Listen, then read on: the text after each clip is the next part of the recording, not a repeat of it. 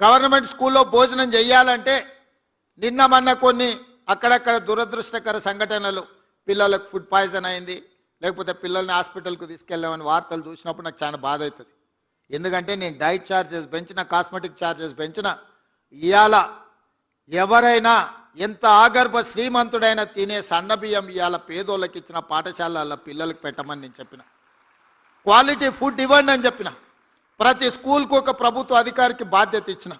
ఇప్పుడు నేను మా టీచర్లను విజ్ఞప్తి చేస్తున్నా, మీరు కూడా వాళ్ళతో భోజనం చేయండి. వీళ్ళు ఉన్నప్పుడు నేను కూడా వచ్చి వాళ్ళతో భోజనం చేస్తా.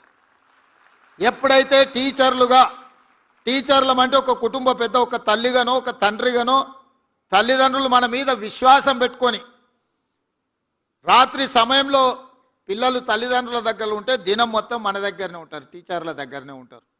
50% పేద పిల్లల బాధ్యత మా టీచర్ల దగ్గరనే ఉన్నది. ఆ సమయంలో వాళ్ళతో పాటు కలిసి, వాళ్ళతో పాటు ఆడి, వాళ్ళతో పాటు భోజనం చేస్తే ఆ పిల్లలకు ఒక విశ్వాసం వస్తుంది. తప్పు జరగకుండా చూసుకునే బాధ్యత మనకు ఉంటుంది. కాబట్టి దయచేసి మా టీచర్లకు తప్పకుండా పాఠశాలల్లో మధ్యాహ్న భోజనం పిల్లలతో కలిసి మీరు ఎప్పుడైతే చేస్తారో తప్పులు జరగకుండా ఉంటాయి. దానికి ఏం కావాలనో నాకు చెప్పండి. వాటికి కావాల్సిన అనుమతులు కానీ వసతులు కానీ ఏర్పాటు చేసే బాధ్యత నాది.